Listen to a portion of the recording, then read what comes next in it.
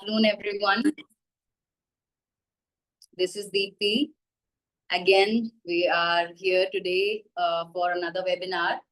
And today we are going to be having a session on workaholism, burnout, overworked culture, hustle culture. And I have with me Miss Simran Sakshi. She is a practicing psychologist. Currently, she is practicing in Japan. And she will be guiding us today. And I want to welcome her. I want to welcome all of you guys into the webinar. I'm so glad that you could make time for this, that you could join in. And I hope that you really get the insights that you're looking for. You can answer the questions that you want to get answered. We'll do our best to get your questions answered as well. And I think we should move ahead with the formal introduction. I want to welcome everyone. As you already know, this is all being organized by Positivity, which is a firm in Singapore, a mental health platform. We have built our own mental health platform where licensed psychologists like Miss Simran herself, they can get in touch with the clients who need help when it comes to mental health. And it can be from any segment. It can be mental health related to postpartum, or mental health issues related to puberty, or maybe, workaholism, burnout, or anxiety, depression. Apart from that, we have a very unique UI UX R&D built calendar. You should definitely check it out.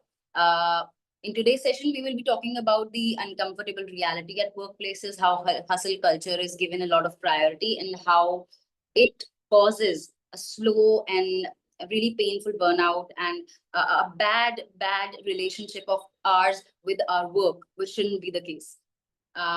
We will be gaining not only the insights about workaholism, but we will also understand why it develops in the first place and how it affects our mental health. And we will also talk about things that we can do to improve our mental health and the emotional resilience we have in the face of workaholism.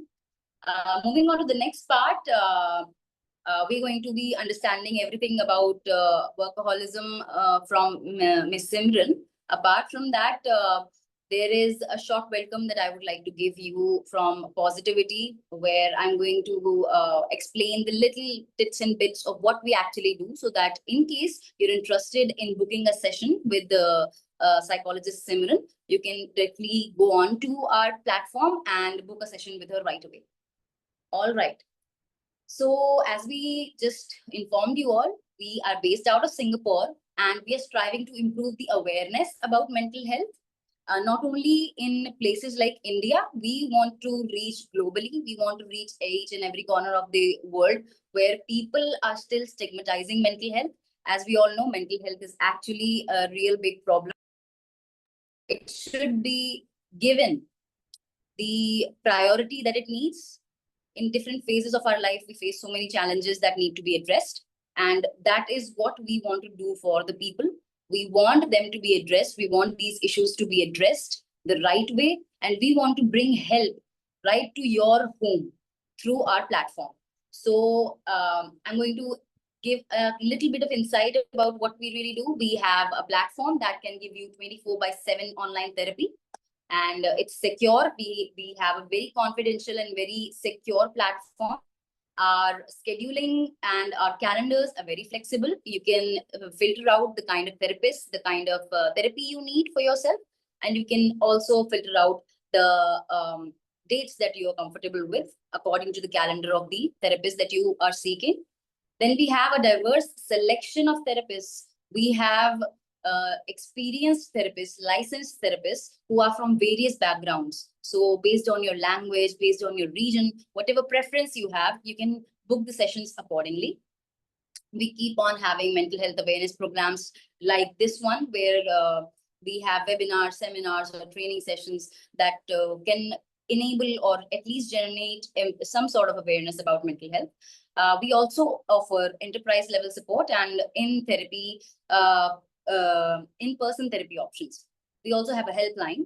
So I would request you all to kindly do check out positivity.com and see the various plethora of services that we provide, you definitely find something that could help you.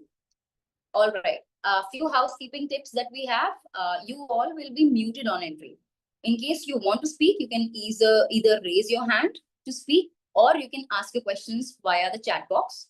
There will be a few poll questions that you can answer. आप उनको answer करिए and हमें पता चलेगा what you guys really think about a particular topic, and we will talk to you accordingly. All the sessions that we have, all the webinars that we conduct are getting recorded. So kindly make sure that you know that, and just stay present, sit back and relax. I would like to welcome Miss Simran again. She is a counseling psychologist, and she did her master's, she did her diploma in psychotherapies right here from India. And then she moved on to practice in Japan. She has also had a lot of corporate experience. So that is one thing that really gives her the edge, the perfect interlink of corporate exposure, and then having the background of a psychologist. I think she can really help us understand what it really means to be a workaholic and how burnout is bad for us. So I would want Miss Simran to kindly introduce herself and say a few words about what her experience has been like so far. Ma'am.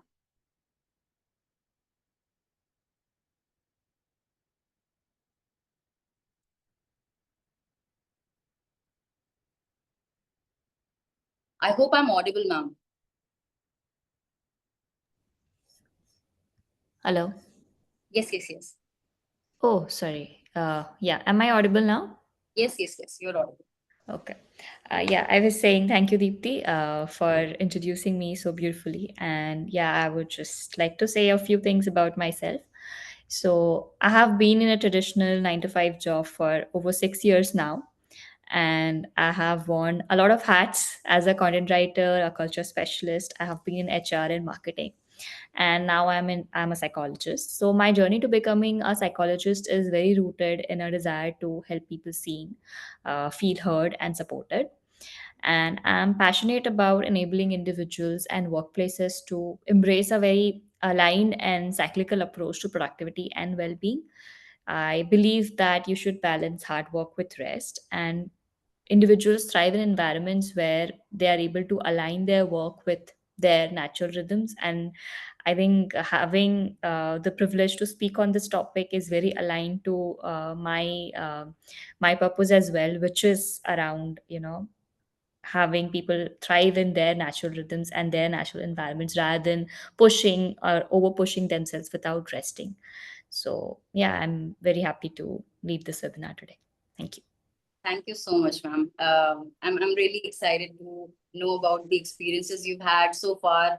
Worn so many hats, have so much of experience in so many different domains, and now you have the perspective of a psychologist. So I'm really sure that the way you look at different ideas, the different ways people function, and actually matching their natural rhythm at work, that's something really interesting, and I would like to know so much more about it. So let's begin. We are going to first tackle the topic understanding workaholism. So, ma'am, you already know you are living in Japan. People love working hard, and that is a good thing. Hard work is great. I love working hard. But when do we know that this is turning into workaholism? How do we identify workaholism in the first place? I think it's the very simple differentiation would be when it becomes difficult to switch off and you sort of start associating your life with your work. So, when we are working hard, we are still considering work and our life to be two different aspects. But when we become, workaholics, and when we start thinking that our work is everything that we have, I think that sort of associates our identity to our work. And I think that is one of the key what do I say, key reason or key point to sort of understand that you're probably becoming a workaholic, or you're immersing yourself in work too much to care about your personal life. So yeah, that could be one of the things to start with. I see. So then I think the line between your work and your personal life starts to blur. Maybe that is what it means to be a workaholic then. Yeah. People It becomes a need to sort of continuously work, I think. okay, the need to continuously work. Can we, like, I'm sure you as a psychologist do understand this. How do we identify why people develop this tendency in the first place? Why do people seem to have this obsession or this need to immerse themselves into work to feel what? I think, like I said, a lot of people start associating it with their identity. Hmm. So, one of the reasons could be that there is self worth, which is fueling their nature of being, working so hard or being a workaholic. So it starts becoming like, that if I am not working hard or if I'm not pushing myself so much, then what am I worth? So it could be one of the things. And often it comes from a place of having these beliefs when you are growing up, so where your worth is associated with how much work you are putting into something. Or it could be associated with the fact that, if I'm doing this, then maybe people will like me. So it's a lot of different thought patterns or a lot of internalized beliefs which can be fueling this. I see. I think the major component that drives this need towards continuously feeling like working is your subconscious image of your own self, how you relate to your own self, your self worth, how you see Yeah. yourself Yeah. when it comes to relating to work. Yeah. If I work hard, then maybe I'm worthy of those things, so I should work hard. Yes. I understand that, ma'am. So, ये हमारे पास understanding भी है, हमको ये भी पता है कि वर्कहोलिज्म एग्जिस्ट करता है। बिना रेस्ट के लोग काम करने की ये जो टेंडेंसी रखते हैं रिपीटेडली, उनको लगता है, this is, I have also seen this actually in people, they believe that this is somehow more efficient. Yeah. So, how do we make them understand that this is not? Because I have seen burnout, I have seen what it's like, and I have seen how much it took me back the road. I went back so much of the progress I had made. So, how do we make that clear? If I want to help somebody out, a close friend, what can I Mhm. do? Okay.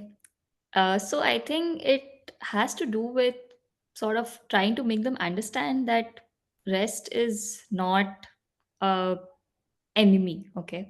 So, like you said, right, a lot of us think that if I rest, then who will do the work? Or if I rest, then maybe this work will not get completed. Or if I rest, then maybe I'll not be able to finish this work. So, even people put in so many hours of work, even without sleeping, even without resting, right? Because they think that, I think a lot of people also think that sleeping is a need Waste of time. activity rather than a want activity because it is like, क्यों सोना है kind of a Exactly. thing. Yeah. So I think what can help is sort of understanding that our body has its limits, right? When I say limits, it's not about that you can't overachieve or you are not capable of it. It is more about the fact that your body is almost like, a reflection of how you are, and it is supposed to be taking care of you. Vice versa, you need to take care of it too. So if you are putting in so much effort into your work, right, why not start putting at least some effort into your own health, right? Why not start understanding that if you start putting some break, or maybe, if you have, like, for example, 8 hours of sleep, right? So 8 hours of sleep, that probably means that the next day when you wake up, you are much more energetic and you are much more equipped to work better, not worse. Right. Rather than you're going 3 hours or maybe 3 hours of sleep every day, you might not be very efficient the next day. You might think that, I'm more efficient, or I'll just drink 2 cups of coffee and everything. But it does not work in the long run. In the long run, it is not sustainable. I see. I think, ma'am, here, uh, people also take this misconception really strongly in their mind that the number of hours they put in is far more important than the quality of the work that is going in. And that Yes. can cause this big misconception that, okay, come solenge, thoda, maybe we'll sleep for 3 hours or 4 hours, but I have to put in these many hours. But Yes. number of hours is not equal to the quality of work. तो Yes. ये चीज लोग deny करते हैं. I've seen that people deny that नहीं, if you put in more hours you'll get a better result. But I've seen people defy this too. So how did this develop in the first place? Where did this idea come from? I think it's come from how workplaces are built and how the theory is, where it all started with uh, manufacturing work, where putting in more hours meant more work got done, right? But we Hmm. have moved from that. And right now, a lot of our work is not manufacturing, it's not very hard labor work. And it is a lot of it is also mental work, right? Hmm. So it is not necessary that the number of hours you put is good quality, because you might be, I mean, you might end up doing 6 hours of work in 4 hours if you are in a better shape, in a better productive shape, right? Rather than putting in 8 hours of work and just dragging yourself somehow. So it's really not correlated, the number of hours and the efficiency. Right. The efficiency is something that people most often just neglect. They focus too much on the number of hours, and this has been traveling down. I don't know. I heard it from some people. Some people already follow that pattern, and I've seen once I could see that there are people who are able to stay much more efficient while taking more rest than me. They are able to get better results. They feel happier. Overall, they feel good, and the quality of work they deliver is exceptional. I Yeah. think that is when I saw it myself, I could figure out that there must be something that they're doing different. That Yeah. was important for my own understanding. Moving on to the next part, I have seen this term being used a lot, burnout. How do we identify burnout? Especially, I've seen this used in the tech field, in the IT field. People mostly talk about it there. Hmm. So, what does it mean? I think if you want to recognize burnout, it you can sort of start associating it with, feeling fatigued. So even I have been on the brink of a burnout at one point, and I think there was a lot of exhaustion, and a lot of times it can be associated with your work, but it could also be adding on by different things. And I think a lot of times you're not even aware that this is happening, but some, or maybe your relatives could tell you, your family could tell you that you're probably getting irritated too often, or you're probably feeling very disconnected, or you might start having sleep issues, or there might be issues in your some health issues that could happen. So there are a lot of signs that can help you identify it, maybe not by yourself at every time, but even like people close to you, maybe more reliable information about it. I see. I see. So it does impact you in a way to impact your mood enough. Yeah. If it will impact your mood, definitely people around it would know. Yeah. You might not. Impacts your mood, your behavior, your relationships even, I think. Yeah. Yes. Because that's stress. I think that travels everywhere in every aspect once you carry it down. Okay. Since burnout is such a common word nowadays, people are getting aware that, okay, there is this term that I can use if I'm too much fatigued or if I've overworked myself. I personally feel that I'm burnt out when I could put in hours, but I know that I am not delivering the quality of work that I used to. Hmm. That is how I figure out that I am not in a good shape. I'm actually declining in my productivity. Yeah. So signs and symptoms, when we talk about that, they can be physical symptoms. They can be signs that people outside might observe. Yeah. If a person is facing burnout and supposedly the person is not in denial, how can they help themselves out once they know? definitely seeking out help from a psychologist is one of the best ways they can help themselves. But apart from that, where can they start so that it doesn't feel a lot at once? I think they can start by putting in some hours of rest. Hmm. Okay. So often, like, we know that burnout comes from a place of over exhausting yourself. Okay. So it could be work, right? So workaholism is one reason, but it could also be the fact that apart from work, what is it that you're doing? Okay. So if you are, a lot of times, even currently, right? A lot of us, what we will do is we'll put maybe 7, 8 hours of work on the laptop using screen all day, and then when we switch off we will go back to using our phone, right? So it's basically that you are tiring yourself by just watching the screen. So it's one way that you can avoid it is by limiting your screen time, which is like very, I mean, it's not even something that requires a mental health practitioner, right? You can just do it on yourself. Hmm. And some other ways could be just, I've heard about different types of rest. So there is this screen rest. There is also another type of rest, which could be taking enough sleep, right? So maybe starting with 8 hours of sleep at least, if you feel that tired. The third thing could be maybe taking rest in terms of, putting in, going for walks in nature, or taking time to sort of be with friends, be with people that you like, something like that.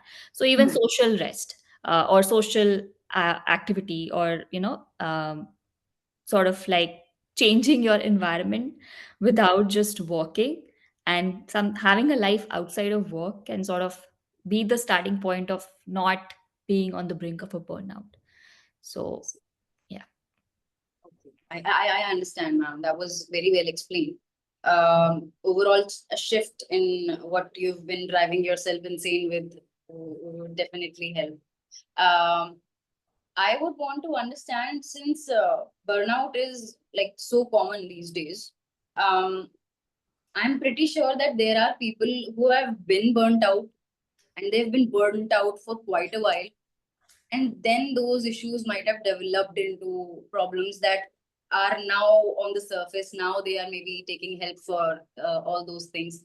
So can you give me a glimpse of what it means to be burned out for quite a while, what it means to have be having that workaholism, that streak of, I need to work continuously, and then it becoming a bigger problem? What can it turn into? So, if it has been going for a long time, I think it can sort of start to become more of like a habit to, to continuously be in that. And it could also lead to anxiety, depression, even. So, there is a very, loop, infinite loop that gets built when you are in burnout for so long, because there is exhaustion from work, then you try to rest because there is exhaustion, right? Uh, But there is a, probably there's an underlying belief that either you are guilty of resting, or you feel that if you are not performing, then your worth is not as high as you want it to be. So you feel guilty about it, and then you try to push harder, right? And then there is more exhaustion.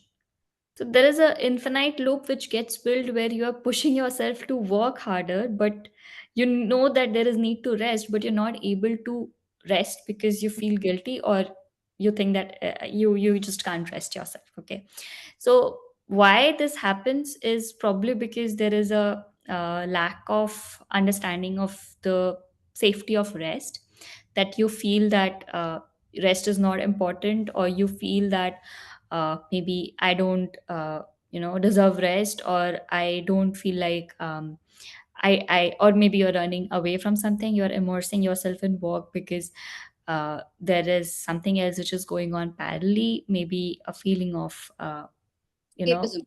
I see. yeah, yeah. So all of this could contribute to a longer run of a burnout, right? And often, like I said earlier, it's very unrecognizable. Okay, you won't know that you are burnt out. It is very like maybe by the time you're already used to it, that's when you get to know, okay, this is what is happening with me. And then it becomes kind of difficult to solve it on your own. I see. I've seen that while I was interviewing a few of the people who already work in corporates, I saw that there are very few people who actually are aware enough to know that they are getting burnt out, and they are smart enough to catch it in its wake. Like they know that this is what happens when I am starting to get burnt out, and they Yeah.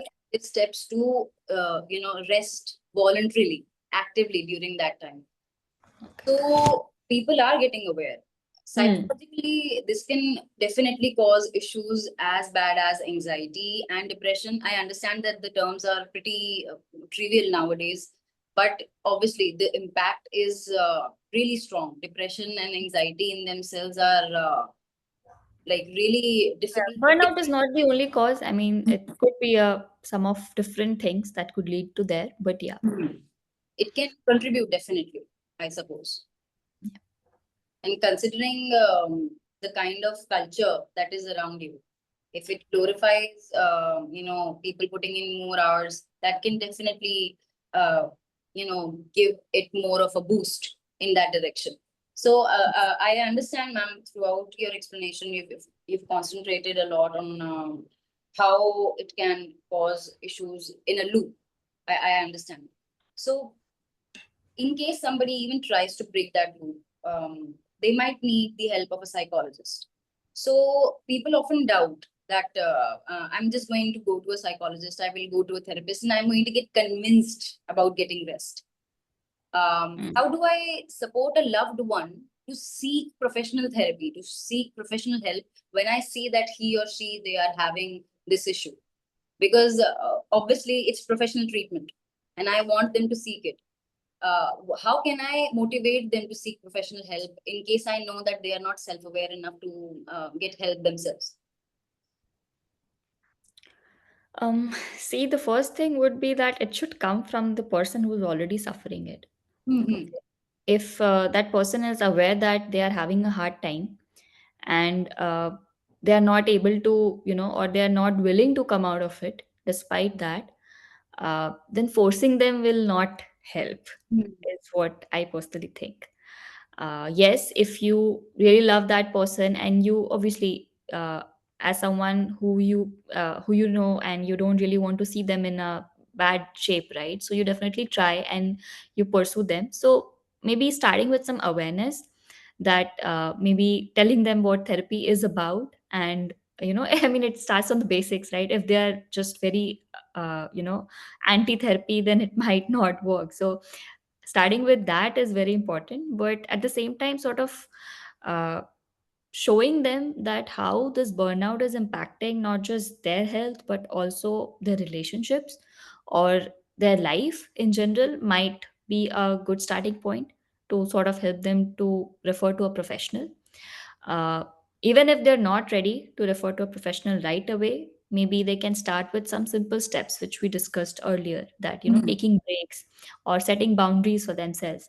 So maybe starting with something as small as that may make them see some differences, that okay, this is working. So then they might face some other challenges because they're not able to break out of that loop completely. So then they may be able to sort of understand that okay, now I probably need professional help, and that's where maybe a counselor can come in. Mm-hmm. I see.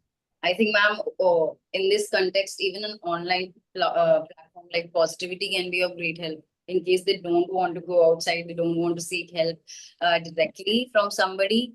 They want to be private, they want to keep it really, really to themselves. I think this can be of great help. Moving on to the next aspect. I see, ma'am, like आपने बताया ये self esteem, this can also root from self worth issues, वो तो बहुत ज्यादा मतलब काफी ज्यादा हीलिंग वर्क हो गया, मतलब you going back and healing all of that trauma. But when it comes to the majority of population, you must have already dealt with patients जो बर्नआउट से या कहीं ना कहीं ओवरवर्क से डील करते ही हैं, राइट? आप उनको क्या सजेस्ट करते हैं in your experience? What are the solutions that have worked best for your clients what are the preventive tools that have worked best for your clients when it comes to overwork or perfectionism के भी जो patients होते हैं जिन्हें लगता है कि they need to have that perfection in their work. How do you help them? What solutions work? See, the first thing is to start setting some boundaries. So, whether it is someone who is an over pleaser or it is someone who is accustomed to, uh, be a perfectionist and do, overachieve things, Hmm. there needs to be a fine line, and they need to sort of understand with drawing healthy boundaries for themselves. So, if it is with respect to work, right? So, you define some work hours and you stick to them. So, I mean, while earlier when it was pre-COVID, right? So we used to have defined work hours. But ever since we have moved online, it is very difficult. It has become very difficult to have defined work hours. So, but that is something that is very important right now, because if you're not doing that, then you're just working every hour of the day, probably taking breaks in between just to do some chores or something like that. And then it eventually leads you to becoming burned out, right? So it's better to have some defined work hours, stick to them, have defined clarity of goals, right? Every one of us, whoever is an employee, has defined set of roles in our company, Hmm. right? So know what is what is your responsibility, what is not your responsibility. And when you are given a lot of work, so a lot of us, it could be like, you're given the work and you're not able to say no. So that's one. Hmm. The other thing would be that you probably are overcommitting yourself and taking on more work without checking in with your own capacity, your own energy, and your own levels, right? So there are Hmm. two things. And while one part of it could be understanding and setting your own boundaries, the second part is sort of understanding your capacity, your energy, and maybe checking in with yourself that, okay, this is what I'm capable of today, and I'm not capable of this maybe tomorrow. So just sort of understanding that energy that you have, and not thinking that your energy is directly related to your worth. So Hmm. I think that is very important, and you need to sort of know or understand that you are something even without your work or without your achievements. So that's where you can maybe start with. The idea of me having worth, inherent worth, without actually being productive or doing something. Can you elaborate on that idea? Because I think that is something that really needs to be out there amongst people. Yeah. I think it sort of starts with sort of so I think when you start working, right? So for a lot of us, before working, just imagine our life before we started working, right? So we had a lot of other things we used to do, maybe pursue hobbies, maybe want to entertain ourselves, maybe play or do a lot of things. But for some reason, when you start working and maybe a few years down the line, it just starts becoming all about work for some reason. Okay, so just sort of understanding that work is just a part of your life and it's not your whole life. So you have that worth even without working. So maybe you are a employee in a company and you have a certain role, but you're also a mother, maybe you're also a daughter, you're also a sister, you're also a friend, you're also a wife, or you're also someone who has your own being, and you have other goals as well. You want to travel, you want to paint, you want to do something else. So having different aspects of your life and recognizing them as important as work is very important in this regard. So I think that's the starting point of realizing that you're not all that is about work. You're more than that. And if you you know if you associate your worth with just work, you're sort of reducing your own self into it. Mhm. I understand, ma'am. That was a interesting and important point that you gave a really good explanation of. I see that people tend to underestimate the other things that they have going on in their life. I'm not just an employee. I am also a daughter. I'm also a sister. I have a friend, and I have these people in my life who really value me for who I am. Supposedly, a person is isolated. That can also be due to depression. people with depressive spells tend to have these periods of just staying isolated. I think then it becomes even harder for them to identify, to see themselves beyond the context of work. In those Yeah. cases, how do you make them realize their own worth? In those cases, what works? I think what works is starting to understand their own, pleasure activities. Like I said, hobbies. Uh, See, it won't work if a person is in a very deep, isolated state. Okay, it won't work if they are very, already very, in a bad state to begin with. But for someone who is maybe on the brink and they're open to trying out new things, maybe they can start with smaller things, like what brings them happiness. So even if they're isolated, they can start with just being, maybe like I said, finding different forms of rest. So if they enjoy being in nature, they go out and enjoy that. They go out for travel. A lot of people go and travel these days, right? So that's Mhm. another thing. Then you could also start with hobbies, like, so not just Netflix and binging, right? That is not the solution. So you start with hobbies, painting, reading. All of these are places where you sort of start understanding that you have more to life than just work.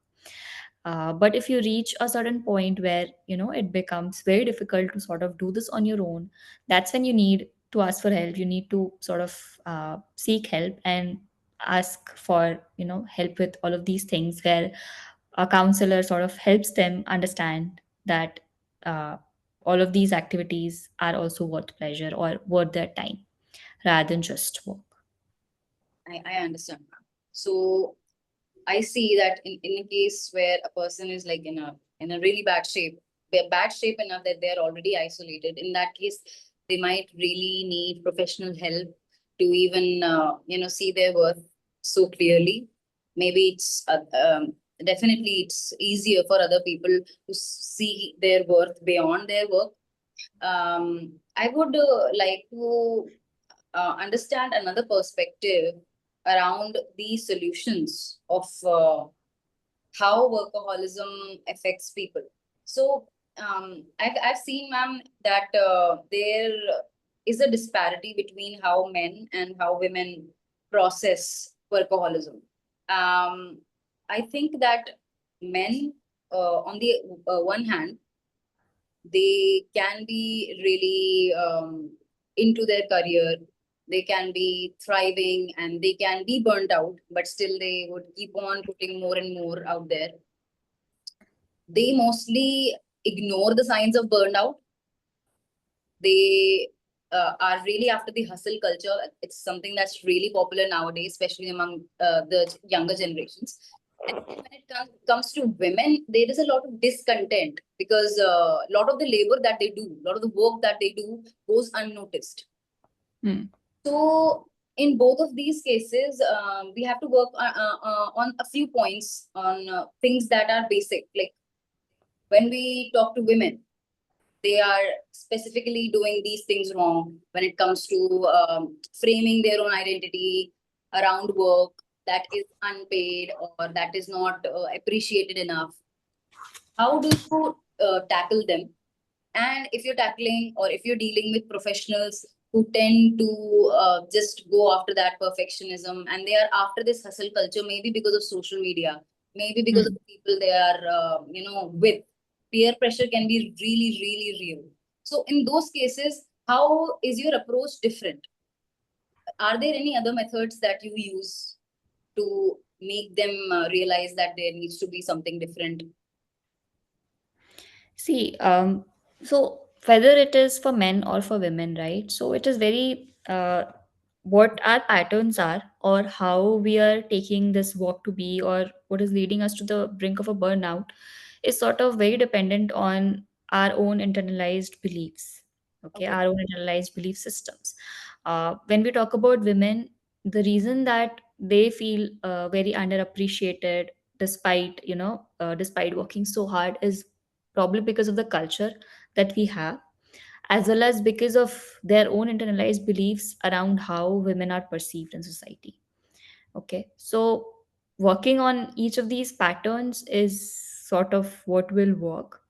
And maybe sort of uh, helping them understand that their self esteem is not around this. So in women, what I have seen mostly is that the burnout that happens is because they will be doing a lot of work to prove themselves, right? Yes, And this is not just about work, this is also about working at home, taking care of the kids, taking care of their parents. So a lot of different things. And they think that if they don't fulfill all of these roles perfectly, something is going to go wrong. they So take it's, their identity. I think yeah, to be seen as a wrong mother, maybe to be seen yeah. wrong partner. I think. It's a social perception. Like I said, it's also about the culture that we grow up in, and it's also about how they have seen their own mothers, their own relatives, women relatives behave. So it's a mix of all of that, and to be able to break that down requires a lot of effort, requires a lot of effort from the individual side as well as from the counselor side, because it's about working on those belief systems, it's about breaking those patterns. So that is sort of how it will be, and it's similar for men also, because there again their upbringing is different in our Indian society, and they are probably the breadwinners. I mean, they are the breadwinners traditionally, right? Hmm. So their upbringing and their mentality is completely different, because it's about going after everything to take care of your family, to protect your family, or to be the sole dependent person. A lot of times you will see that men are the ones who are running the entire family, Hmm. right? Yes. Taking care of their parents, doing Hmm. all of this. So that's where their belief systems are based out of. And again, working on that is what sort of will help shift this. I understand, and I also understand that if you really want to work on the belief systems of people, that would be a task, because those patterns, I think, they form really early in your life, as a female child or as a male child. Once you learn that this is what is expected from you to fit in, I think most of the children give in. There are hardly any children I've seen who would have a voice of their own, and they would say that no, I'm going to define myself the way I want. There are very few children I've seen. Most of the guys, most of the boys who are given this role, they just accept it. Then they grow up comparing their paychecks with their peers' paychecks. And that competition, I think, that goes on and on and on. And they forget their identity as a person entirely throughout that process. And that is what this workaholism, the concept, that itself is born out of there. I want to know your views overall from the timeline point of view as well. Like you told me, through the manufacturing period, during those times, the more time you spent at the factory, the more manufacturing you're doing. Things have changed now. If you have a relaxed mind, you probably would give out much more high quality work. But still, those beliefs are still being carried on. What all other differences are there regarding workaholism and work overall that are still prevalent? You've seen people believe those things even in your practice nowadays, and things that might need some busting, or which would need some clarification, or insight. Mm, I think it has also to do with. mm So, for example, if we go by women, right? Hmm. So, there was, if we talk about very early times, then our roles were divided. Men used to be the breadwinners, and women used to be at home and doing, all the housework, and roles were divided. As we have evolved as a society, women have started doing a lot of work outside as well, right? We have started to work, we have started to do a lot of things. But if you see our, like, maybe not the current generation, immediate generation, but maybe in my generation even, a lot of the women, they feel that okay, the outside work is there, but there's also all of this housework that needs to get done, Yes. and we have a default responsibility to take care of the home as well, Hmm. which is sort of, I don't know if you have heard this, like, there is an ad which goes on now that we have taught girls to become like boys, but we did not teach the boys to take care of their home. Yes. So there is a Yes. very big gap which is becoming now. It's changing. It's changing now. A lot of the men are, sort of understanding this. A lot of them are being taught and they are learning to cook. They are learning to take responsibility at home. But at the same time, for a large section of the society, the gap still exists. Hmm. I understand, ma'am. And I think probably because not only just patriarchy, there was so much of genderization even of tasks that people did, cooking or cleaning or doing household tasks or taking care of children. All of these things were gendered. And along with that, naturally, men who were really patriarchal, really conservative in their views of how they look at women, how they look at the tasks women do, they had this prejudice already. But thankfully, those things are changing.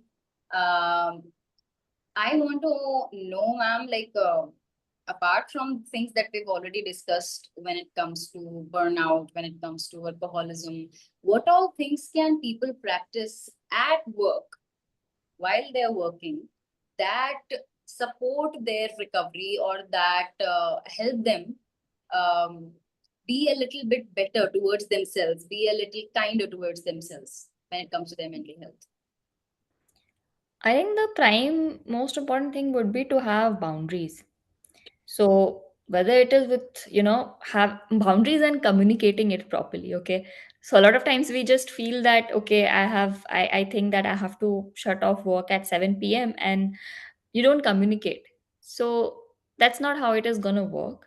You need to set that boundary and you need to communicate that boundary to your superiors, to your managers. You need to also respect others' boundaries. Hmm. So it won't work that that you're thinking that, okay, to support myself I do this, but I am giving this work to an intern and you're expecting them to work late night. So that's not how it works. It's gonna be both ways, and uh, you need to have that boundary. You need to respect that boundary of others. Hmm. uh, the other thing would be to maybe have like uh, take breaks often, right? Of. Hmm. So maybe if you're working in a physical environment, going to office, it might not be that important because you probably have a travel time and everything. But when you're working digitally at home, there needs to be frequent breaks when you are, between your whole work schedule. So maybe you have a time to start and then you have your lunch break. So make sure that that lunch break is a lunch break and not have a lot of meetings at that time. So often I have seen, like, because I've been in a work environment, I have seen my superiors take lunch along with a meeting, right? Yes. Because they have so much less time and they want to squeeze everything in. And that's not how it's going to work. So unless and until you're mindful of your time and think of everything else as important as your work, it's not gonna sort of help you in the long run. So yeah, take breaks whenever possible. Take breaks, do things that you like. Don't overexert yourself. So if you're thinking that you can have 8 hours of work and then you probably hit the gym after that and that works for you, great. But if you're also squeezing in just 3 hours of sleep that night and then you're expecting yourself to work and work out and do everything, it's Hmm. not really taking a break. Then you are exhausting yourself by going to the gym. So maybe if you're not slept properly, maybe take that time to rest instead of going to the gym. I see. I see. That was well explained, ma'am. Again, often breaks often. So during the time people take breaks, I think maybe this is because of social media. They end up tiring themselves anyway. That has become Scrolling. Yeah. a trend nowadays. They'll get off screen, they'll grab another screen to relax. There is a This is term not relaxing at all. um, active resting and passive resting. So, how can we rest actively? Because I did learn in that article that I read that active resting will actually make you feel refreshed enough that your productivity increases. Yeah. So that is one aspect. And what is passive resting? If it is resting, then how is it not helping? Yeah, it's because your mind is still working, right? Hmm. It's how we talk about sleep. So when you say that you're sleeping, a lot of times we have we have slept, but when we wake up in the morning, we don't feel refreshed, Hmm. right? That's because we have had trouble sleeping. So it's similar to that. It's like you think that you have taken a break, but what you have done is you have probably, even if you have gone out for a walk, you have probably just gone out and you have walked and you have just looked at your phone, or you have Hmm. watched a video all the time, and that has not left you feeling refreshed about it. So then it's not rest. Rest is about giving yourself the time to sort of unwind, to sort of do something, or even sometimes not do anything at all. A lot of times we associate breaks with that, the fact that you have to do something, that you have Hmm. to, paint, that you have to, I mean, you burn out doing that also. I mean, you just sort of do something or the other to keep yourself from, busy or something like that. But rest is also about just sitting with yourself, maybe. It is difficult often because we sit with our thoughts, and it a lot of people are uncomfortable doing that. Hmm. Yes. Yeah, but journaling could be a start. So journaling with your thoughts and sitting with yourself for a while, maybe just unwinding, playing some music which feels like resting, and yeah, taking that time out to basically just be with yourself, I would say.